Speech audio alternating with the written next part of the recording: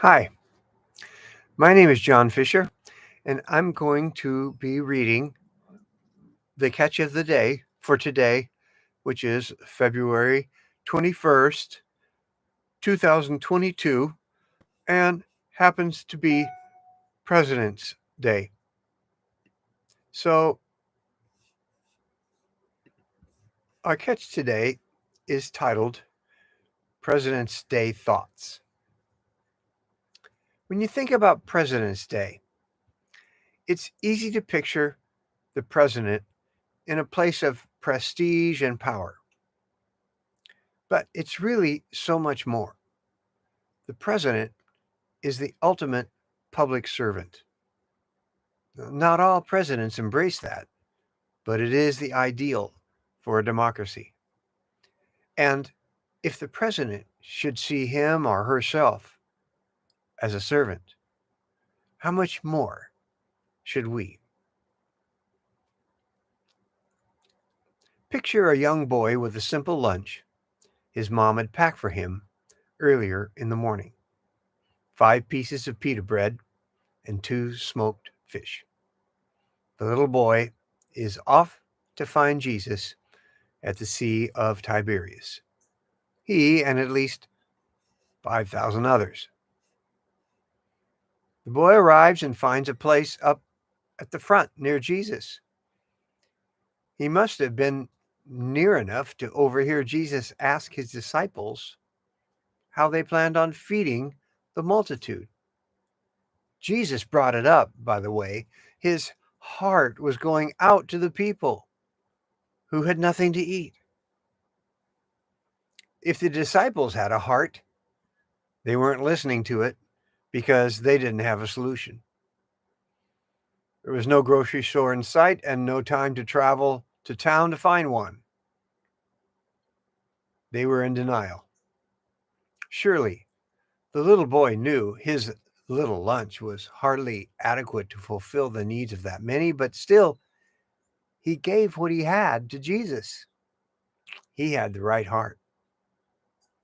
So, Jesus took the little boy's lunch, blessed it, and right there in the wilderness, he turned the 5 pitas and 2 fish into one of the greatest Passover feasts ever, with second servings and leftovers to collect.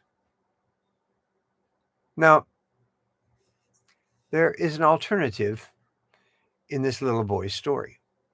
Practically tells us that Practicality tells us that he could have been moved to respond to the pressing need, but logically recognized, like the disciples, that his resources were sorely lacking.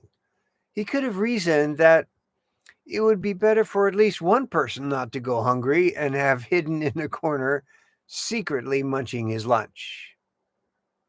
But the little boy didn't steal away and care only for himself.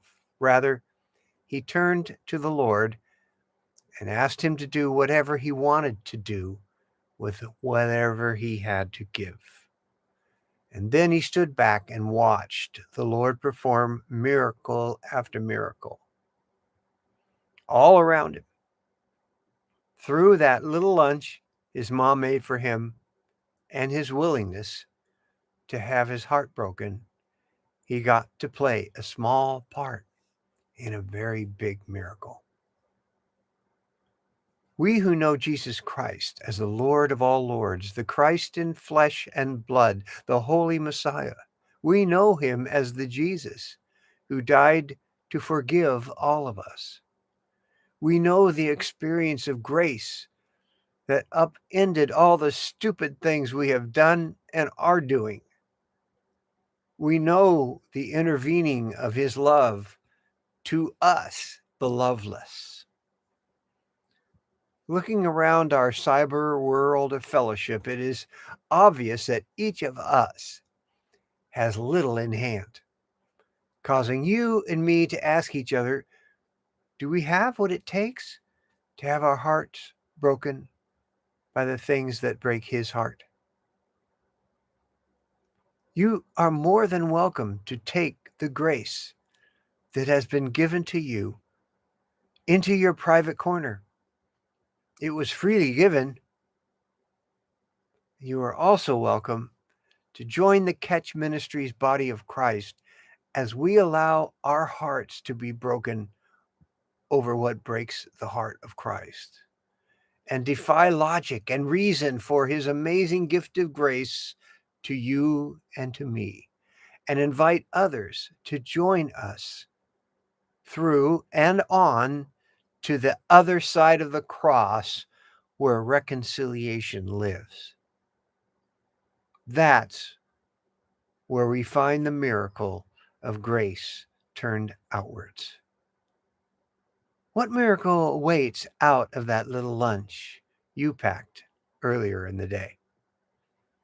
Whatever you have been given is for you and everyone else. This is John Fisher on behalf of Grace Turned Outward.